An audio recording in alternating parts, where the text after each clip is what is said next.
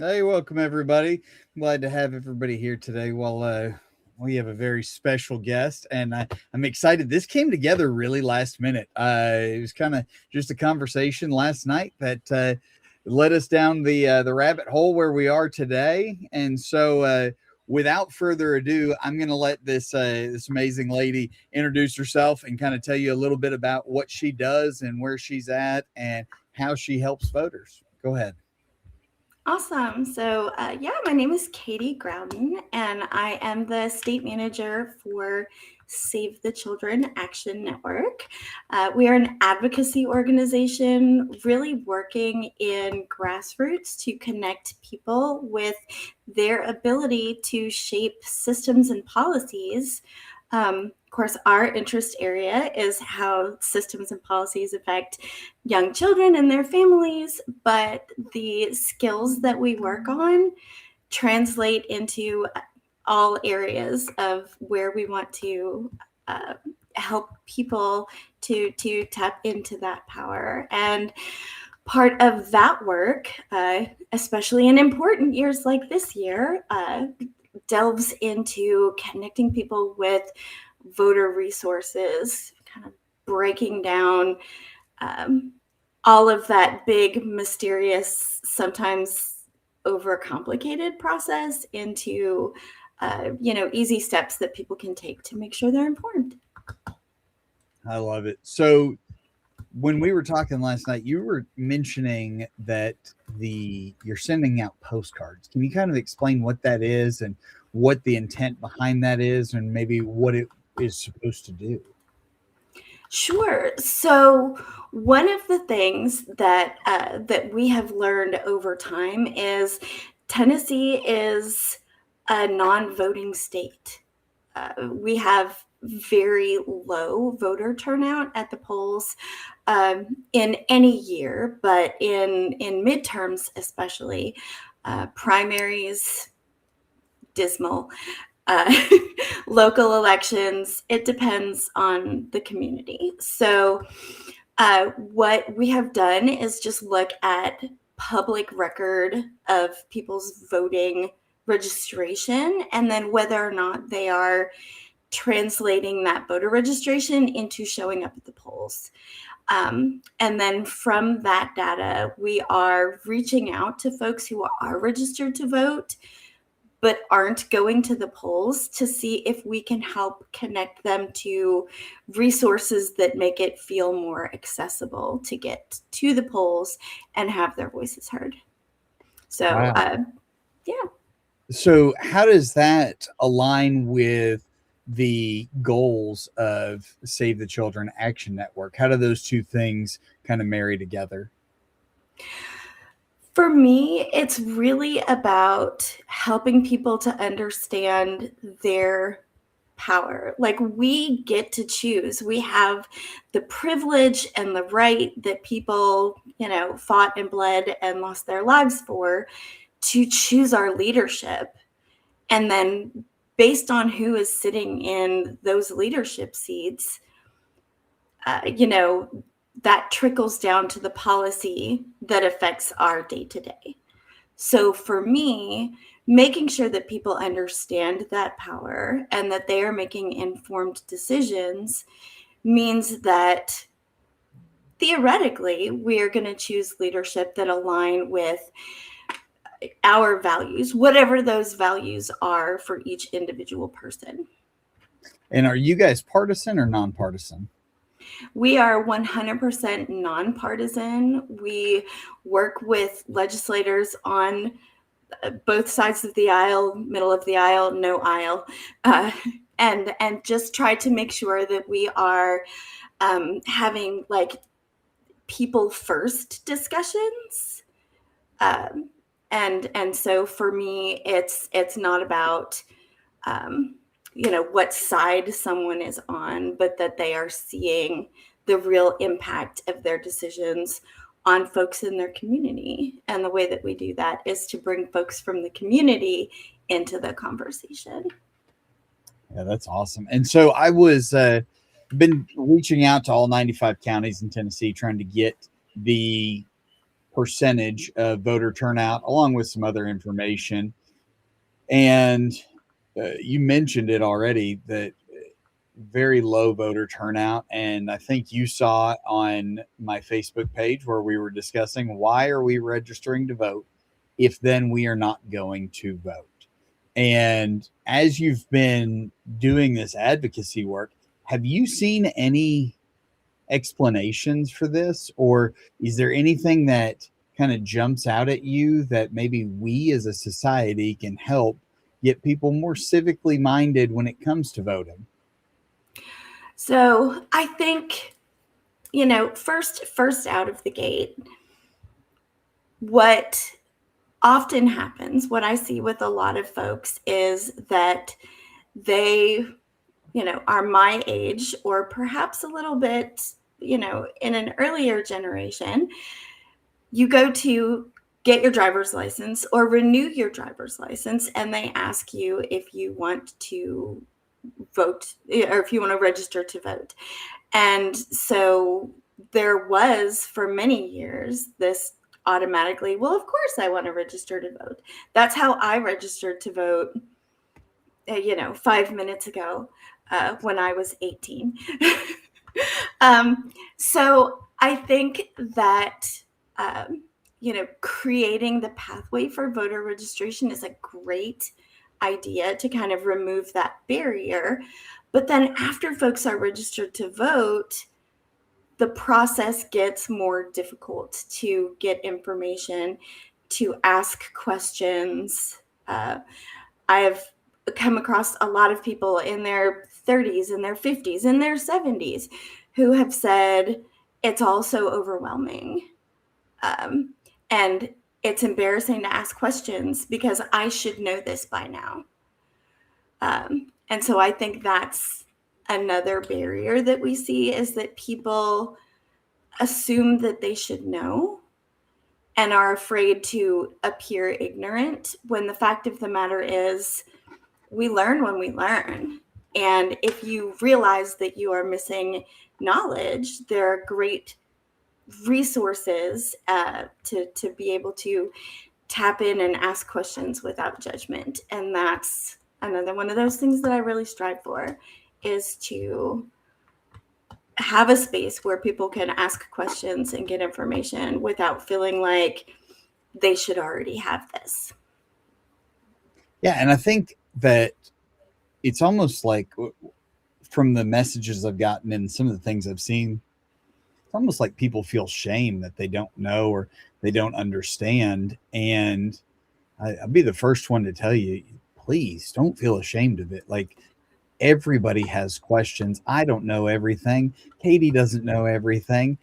I'm willing to bet you that your local rep or senator don't know everything either. It can be very cumbersome, very complicated. So to that end, we circle back to what you said earlier, which was we have to learn about the candidates. So you're trying to get people to the polls, and when you're doing that, you're sending out these postcards and whatnot. But do you have any advice for them on how they can research candidates and find who is the right one for them, or any ideas or feedback for how they can learn the things that maybe they don't know that they wish they knew? Absolutely. I will say that the Secretary of State's website is pretty excellent in terms of being able to access information. You And can I'll go throw in.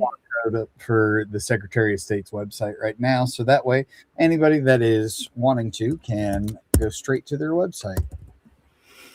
Yeah, and so you can check your voter registration if you're not registered to vote or you were dropped from the polls for whatever reason.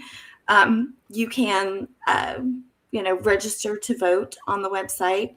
You can look up your polling places, dates, hours, early voting times, and you can access a sample ballot. So you can see the actual candidates in the races that will be on your ballot based on your address.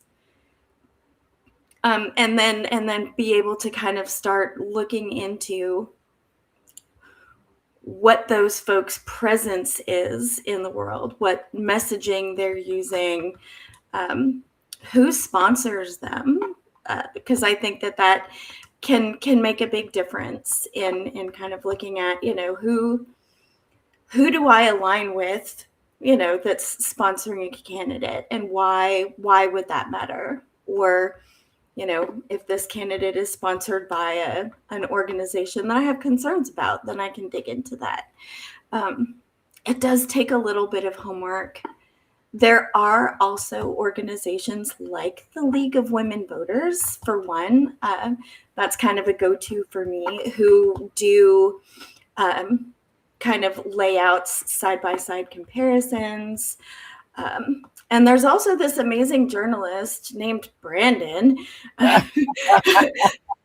who I found on social media, and I have been following your nonpartisan process of really examining candidates and looking at things side by side without any kind of slant, just pure information. And I think that is kudos to Brandon.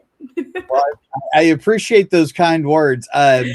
So, to be fair, I do my very, very best to keep it as unbiased as I can, because the reason this started for me was actually the same reason that people feel ashamed, which is that I have a master's in public administration, and I was coming up on the May 5th election and realized I didn't know enough about these candidates. And I decided, if I'm going to be asking and trying to get information for myself or my students, why would I not be sharing this information with everybody? And it kind of just exploded from there. Somebody said to me, send a message to the gubernatorial candidates. I really like to know what their position is on this question. And then next thing you know, I had 7 questions, and there I was. And now here we are. It's turned into its own full-time job. So I truly appreciate those kind words. That said, I am not the only resource. There's so many good resources. The problem is trying to find them. And I think that people struggle because I'm going to I've been pulling the polling information from all 95 counties, like I mentioned earlier. So I've been reaching out to them. And there's been several counties where they did not have either a Democrat or a Republican on their primary ticket, depending on the county that they were in, which showed really low voter turnout for that respective demographic.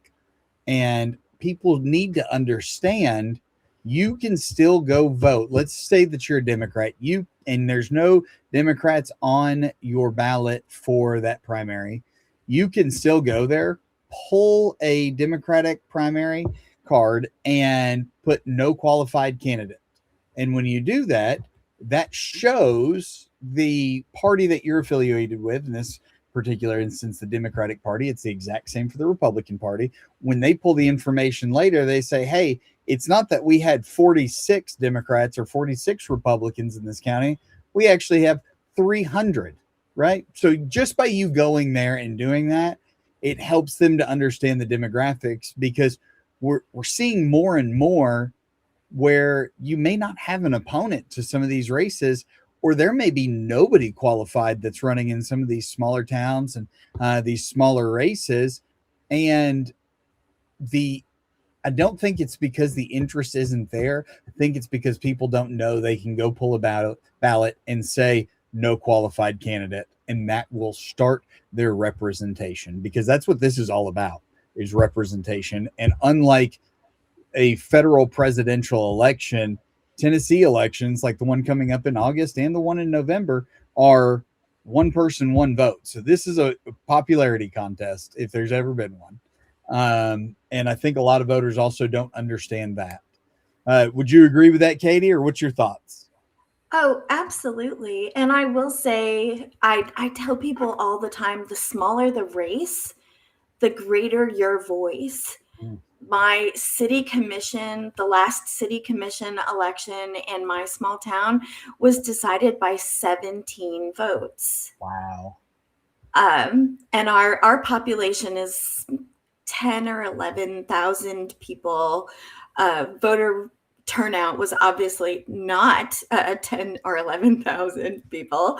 But regardless, 17 votes to decide that seat. And so when we're talking about, turning out in the little elections, your voice carries so much weight. And I can't stress it enough when we're talking about primaries and local elections. Just the other year, someone who I really like and respect, who is the spouse of an educator, when I was talking about the election in August, this person said, "You mean November?" And I said, "Absolutely not. I do mean August. These are the seats that are up in August. And one of them is school board. And being married to an educator, you should definitely go home right now. Here's some information. Go home right now and start doing your homework." Because I agree with that more because they affect your life so much. These local elections, these smaller ones where who's going to be your county mayor? Who's going to be your sheriff? Who's going to be on your school board? All of these affect your daily life so much. and it's those are the ones you also have the closest contact with when you're talking about impact on your daily life. When there's something happening in town, I can reach my mayor. My mayor is a business owner in my community. I can show up and speak with her or with any of our city officials right away. I don't have to drive into Nashville. I don't have to fly to Washington, D.C. to talk to those officials that make a direct impact on my life. Local government is so important, and people, I think, sometimes let it go on autopilot. And then when they get dissatisfied, it's kind of a wake-up call, like, "Hey guys, we had a choice to make. We made it. And now, we move forward from the decision that we made in partnership, in community, trying to figure stuff out for everybody." Well, and I think it's interesting as well that I've heard from many independents that say to me, I am not going to pull a primary ballot in August because my candidate is an independent and I will vote for them in November. And my feedback to them is you have a wonderful opportunity to vote twice. And if your independent candidate loses, you at least kind of got to put forward a second candidate. Right. So you're in a very unique position. Go pull that primary ballot and you say, okay, we've got, I'm just going to use the governor's race for an example. You've got, let's see, 7 people that are not independents, I believe, that are running. You can on both the left and the right. And you can go say, okay, if my independent candidate does not win, which one would I like as my backup choice? Go pull your primary, do that, but then you've got a backup choice in there. That's amazing. I don't get a backup choice usually, right? I mean, so it's something that I think a lot of people don't understand. You can affect more change the more you go out and vote. And I've heard people say that they're disenfranchised and that they are disheartened. And if you can think of a dis word, they're telling me that's how they feel about voting. And I try and remind them only you showing up can change that. So you showing up with knowledge. You can't just show up blind and start Googling people while you're waiting in line to get inside. If you do that, you're going to get terrible information, not enough time to think on it. I mean, who knows? You might be like my wife and change your mind 2 days before you go vote. So it's important that you take a little bit of time. you've got a few minutes before you go to bed, pull out some information, read about the candidates, find a race that matters to you, and you don't have to vote on every single person in your ballot. So if you want to skip a person, you don't know enough about it, you can do that. You're like, hey, I don't feel enough like I know enough to pick the county mayor, but I know who I want to be sheriff. You can skip county mayor and fill in the sheriff one. What were you going to say, Katie? I saw you do it. Oh no, that was on the nose. On the nose 100%. If you need to focus on a couple of races because it is all overwhelming, then pick the races that are most important to you and dig in there. And I will say in terms of primaries, I run across so many people who tell me that they are straight ticket voters. And so they show up in November, they vote straight ticket to make sure that their side is moving forward, which is a choice, and I'm not going to take that away from anybody. But for me, that adds even more emphasis on the need to vote in the primary, because if you're going to vote straight ticket in November, then you're picking your person in August. You get to choose which candidate goes forth into that race. It shouldn't be just I'm going to vote on this side or I'm going to vote on that side, but who's the best one? Who is going to represent me and my district to in a way that honors my values? Yeah, and I think that's a phenomenal piece of advice, because if you only show up in November and you plan to pick just a side, straight D or straight R, you had the opportunity in August to pick which one was going to be your vote in November. And I got to tell you that, having talked to just about every gubernatorial candidate out there, there is massive differences. I was talking about Democrats earlier, so I'm going to talk about them again for a second, and that'll circle over to the Republican side. If you look at the likes of somebody like Tim Sear or Adam Ditch Kurtz or Carnita Atwater, or Jerry Green, they are all Democrats with vastly different platform ideas. What they want in the long run is still within what you would expect from your party, but very different ways of governing, very different ways of trying to accomplish it, very different perspectives. If you switch over to the Republican side and you have Marsha Blackburn, John Rose, and Monty Fritz. Again, all Republicans, vastly different types of Republicans. And so you have the opportunity in August to say, here's the type of Democrat or here's the type of Republican that I want when I'm going to go vote my straight Democrat or straight Republican ticket in November, if that's what you're doing. So you still have an opportunity to affect change. And please stop using name recognition. I get it. It is a popularity contest, but you need to know what they stand for first.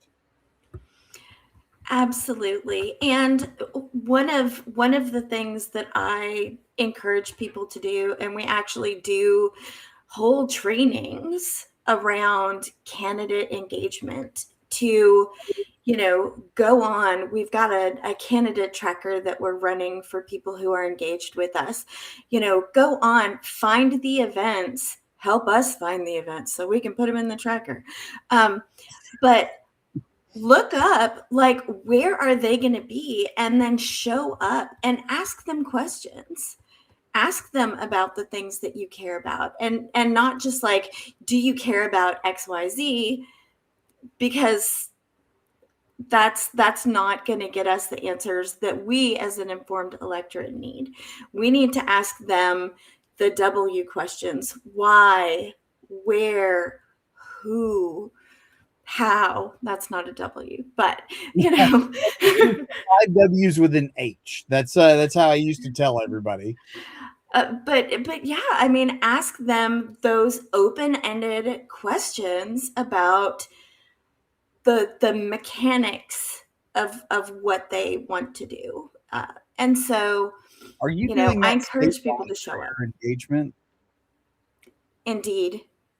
Okay. Whenever we get done here, please shoot me over a link to that, and I'll be happy to put it up as well. I'll put it on my story, and see if we can't get you some more people that'll tell you about what's going on. Also, I get the press releases, so I'm not sure if you're signed up to get the press releases from all the campaigns or which campaigns you're following, but I'll be happy to forward those along or get you on those lists as well.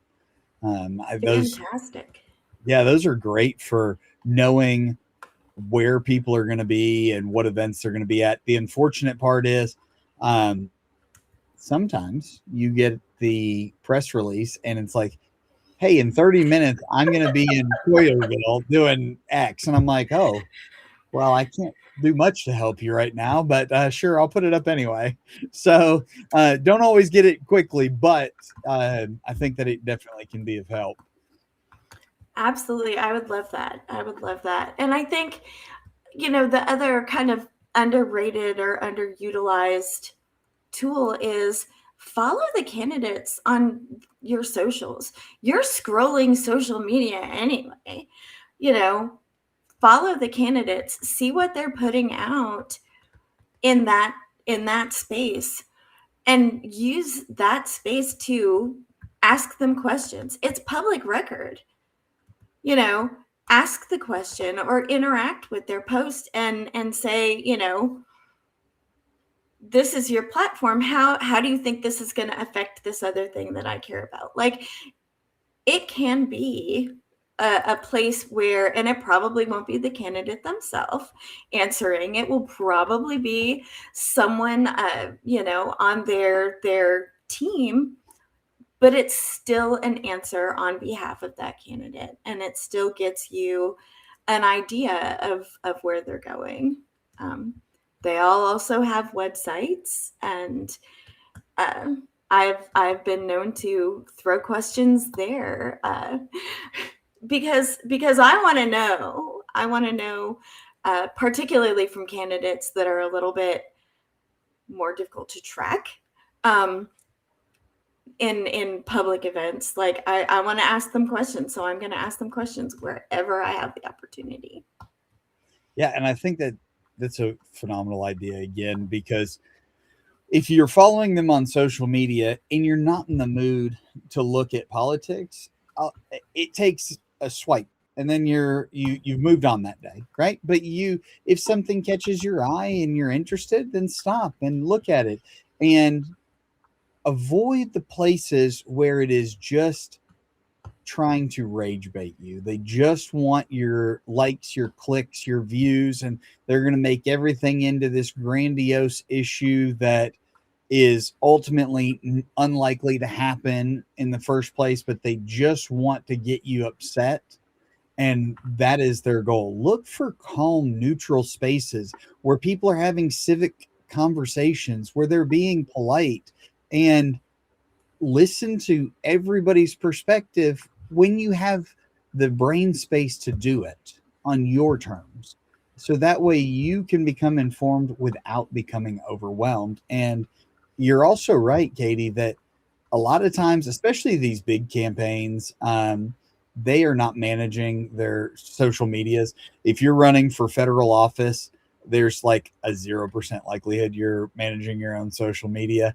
Um, Governor, I've seen, actually, I can think of two off the top of my head that are the ones responding on social media, at least in part. And I'll throw them out there because why not?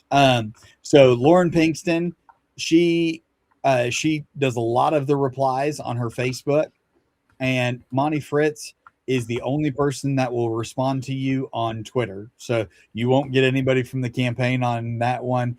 And with Lauren, you're more likely than not going to get her.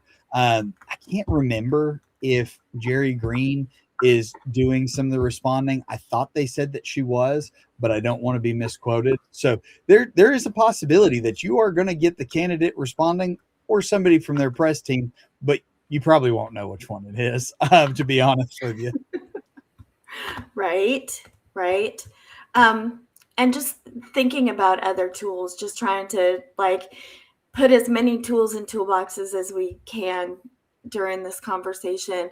If you lean one direction or the other, um, and affiliate with one of the parties, a great place to get more information about your candidates is your local Democratic Party or Republican Party presence. So whether at the county level or at the state level, you can engage with, the Tennessee Republican Party, get newsletters, get information, get those front end invitations to candidate events, and the same thing on the Democrat side.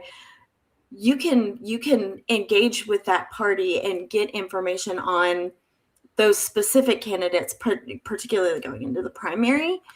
Um, if you want to lean more one way or the other, that's a place where you can kind of dig in and maybe get less lost, because they are focusing in on theoretically issues that align more with your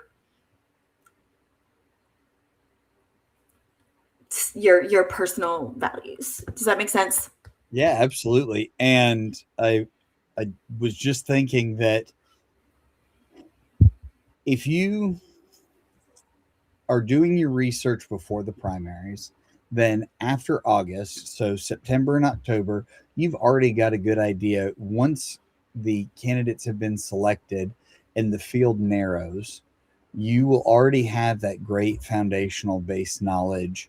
And again, I want to encourage you to avoid the places where they are just attacking the other candidate. But to that end, I want you to avoid attacking other people based on their views or their beliefs, just like you don't want to be attacked for yours. So the rule on my, at least on my channels, is that you're not going to be derogatory and you're not going to make it personal. We can talk civics, we can talk policy, we can talk all of that. But the moment that we start using derogatory terms or slurs, or we start generalizing a group as one thing, the conversation is already over.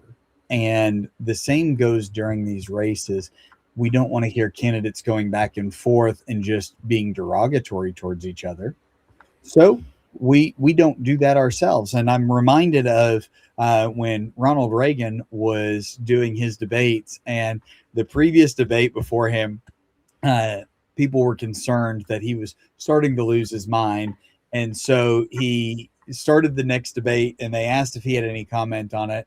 And he said, I am not going to make age or my opponent's lack of age or something like that a determining factor in this race. And he made light of it without attacking himself or the other person, right? And I think that's where we need to be as a society, because you're not my enemy, I'm not your enemy. We are just two people, and maybe we see it differently, but we both want what's best for our local, for our cities, for our counties, for our state, for our federal government. Yeah. And realistically, I work in the policy space a lot and interact with decision makers a lot. And I will have to say that I have yet to meet any of our decision makers who goes in to the workplace in the morning with the intent to hurt people or to mess stuff up. We may have very different ideas about what is best, but I think everybody kind of goes into, or I go into meetings assuming best intentions, knowing that they ran for that office because they want to create good in the world. We just may have a different idea of what good looks like. Absolutely. And seeing someone as a human first in whatever space that you walk into is always going to benefit you. Listening with curiosity is always going to benefit you. When we talk politics, and particularly for me, when we talk about politics and how it affects children, that can get a little tricky. And so I just remind people, like, if somebody says something that I call it that smacks you upside the head, if somebody says something that triggers a reaction in you, our first thought used to be, for me, let me examine why that set me off. And sometimes, particularly when we're talking about social media platforms where we're separated, we're not in the room with the person, but we're behind a screen. I think that is one of those things that we need to do for ourselves, for our own well-being, is to kind of examine, like, why is this making me so angry? Do I need to examine my own beliefs? Do I need to ask clarifying questions to get at what their point was? Because maybe I'm just You reacting. just took my favorite words right out of my mouth. Ask clarifying questions, guys. Listen, if it hurts your feelings, that it was likely not their intent, and if it was, you probably don't need to continue the engagement with them anyway, right? So, if it was not their intent, ask clarifying questions, because the chances are they weren't trying to hurt your feelings. They were trying to make a point, and it maybe the way they said it came across wrong, or maybe you misunderstood it. Like, we ask clarifying questions all the time. Tell the students that all the time. You don't understand? Ask clarifying questions. So now it's my turn to ask some clarifying questions as we're getting ready to round out here. I want you to tell us about Save the Children. I want you to tell us about Save the Children, the Action Committee. I want you to tell us about all of it right now. What is Save the Children? How do people help? The whole thing. All right. So Save the Children has been around for over 100 years. They do direct service for children who are in areas where there is need of multiple kinds: famine, conflict, all kinds of areas where children could be left in danger. So we respond in those areas and try to make sure that children have what they need to thrive and to be healthy. That includes across the globe and here in the United States. Folks may not realize Save the Children has direct service programs in 13 counties in Tennessee, where they are supporting families with everyday needs, particularly in rural areas, to make sure that children are growing up and thriving and have the opportunity to become their best selves. I live in Save the Children Action Network, which is the advocacy arm of Save the Children. So my connection to the work is to make sure that we are shaping policy and systems to ensure that kids have the things that they need. We know sometimes there are systemic challenges that keep families or keep children from accessing things like education and food, which are vital to becoming a productive person in the world. And we believe that, yes, children are the future, but children also matter now. Children are important and have value and rights now. And so we work in grassroots largely in helping people to kind of connect to how decisions affect them in their real lives, and to break down some of these big overwhelming policy pieces. I mean, I say farm bill and my own eyes glaze over. Uh, but then when we talk about like how this enormous piece of legislation affects children, families, food systems, and break that down and then give people actionable steps about what they can do to make sure that their decision makers know how they feel about it and what they would like to see for their community, for their state, for their country. So it is exciting work. And my favorite part is being in communities and helping people to understand, like, they don't need to be empowered. They have power inherent in themselves. It's just, making sure that they feel confident, that they have tools that they can lean on, and that they can practice those skills in places where they feel safe, because sometimes it can feel intimidating walking into a room with someone who is, air quote, important, because you are equally as important as anybody who is sitting in an elected office. Their job is just different than yours, and their job probably affects more people than yours. But you are an expert in your own experience, and you're an expert in your own area of interest. And you, I tell people all the time, you are smart, you are important, and you have something to say. I love it. That's good. I might have to start telling that to my kids every day. So I'm gonna take what you said and I'm gonna ask: do you partner with Second Harvest?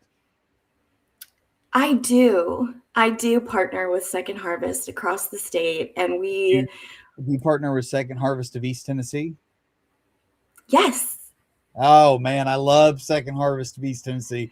So I'm going to go on a quick tirade here, which is that I took my students on a field trip to Second Harvest to have them do some work down there, and it was phenomenal. And I loved it, and the work that they do, and the way that they do it, and the way that they will give kids food for the weekend, so that way they don't go hungry, so that way they can eat while they're not in school. Like it is heartbreaking, but amazing work all at once. So I'm so glad to hear that you guys partner with Second Harvest of East Tennessee. And if you're ever out here in my neck of the woods and you're going to Second Harvest, I welcome every opportunity I can to go down there. So give me a shout and we'll meet down there. I love it. I love it. And I just, a little shameless plug. So Knoxville's having a literacy fest this weekend at World's Fair Park. I will not personally be there, but my colleague is going to be there. She's going to have a table set up with information about our work, but also a simple action that people can take while they're enjoying the festival, and all of the great literacy activities. They're book characters and all kinds of fun. It's going to be amazing. This will be our third year participating. Fantastic event. But again, stop by the Save the Children Action Network booth, and literally you in 2 minutes can send a message to your legislator, letting them know how you feel about, I think in this case, we're going to be talking about childcare. Yeah, that's a big topic coming up. So yeah. Well, I want to thank you for your time today. And what I'll do is I'm going to sign us off of the live here in just a moment. But if you'll hang on until it's all finished and done, all right? It sounds great. Thank you so much for this Thank you. time. This is so fun. It is. It's a blast just to get to talk to different people from different areas with different experiences and learn something. So thank you so much. All right, hang on one second. All right.